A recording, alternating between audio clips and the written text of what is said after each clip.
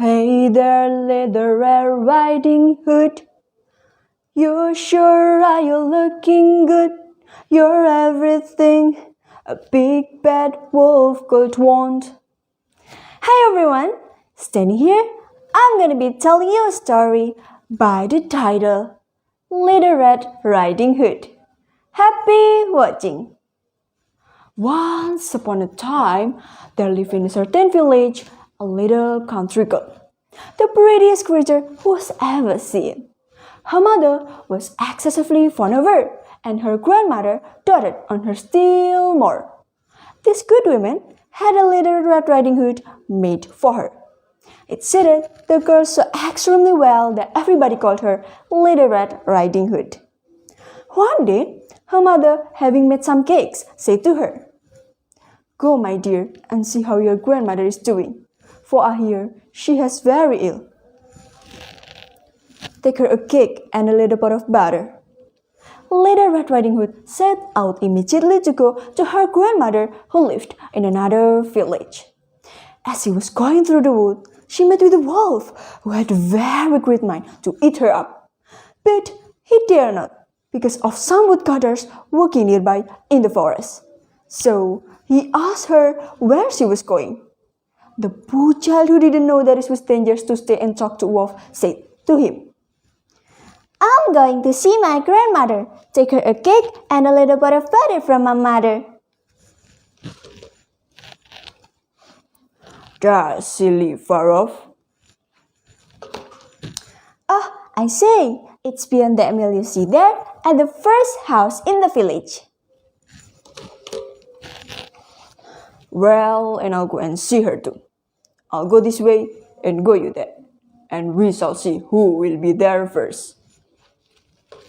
The wolf ran as fast as he could, taking the shortest path, and the little girl took a roundabout way and entertaining herself by running after butterflies.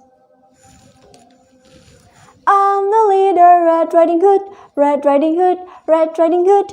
I'm the little Red Riding Hood, walking in the forest."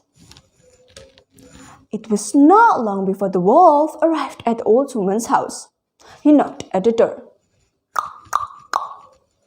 "Who is there?"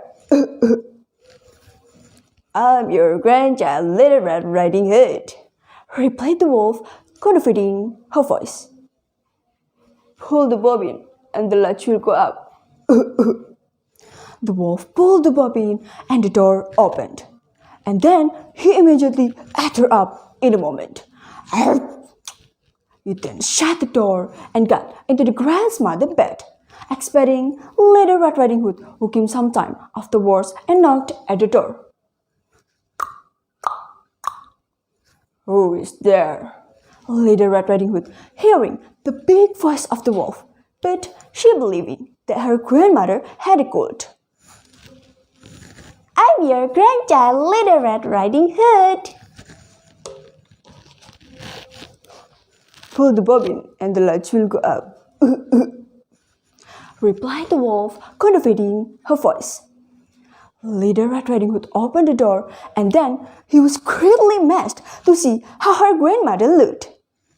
"Grandmother, what big eyes you have!" "All the better to see you with, my dear." "Grandmother, what big ears you have!" "All the better to hear you with, my dear." "Grandmother, what big legs you have!"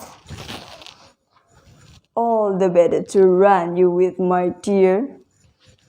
"Grandmother, what big arms you have!" "All the better to hug you with, my dear." "Grandmother, what big teeth you have!" "All the better to eat you up, my dear." Oh!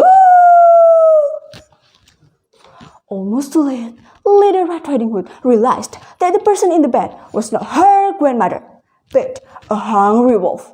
She ran across the room and through the door shouted, "Help! Help! Wolf! Wolf!" The woodsman in the forest heard and ran into the cottage as fast as he could. He grabbed the wolf and made him spit out the poor grandmother, who was a bit frazzled by the whole experience, but still in one piece. Oh, Grandma, I'm so scared. I'll promise never talk to strangers again. There, child. You've learned an important lesson. Thank goodness, you showed love enough for this kind woodsman to hear you. Little Red Riding Hood had a nice lunch and a long chat. Thank you for your attention. That's the story end. I hope you enjoy my story and get the value. It's a time to say goodbye and see you next time. I'm Lila Movie from MTSN Gresik. Hasta la vista.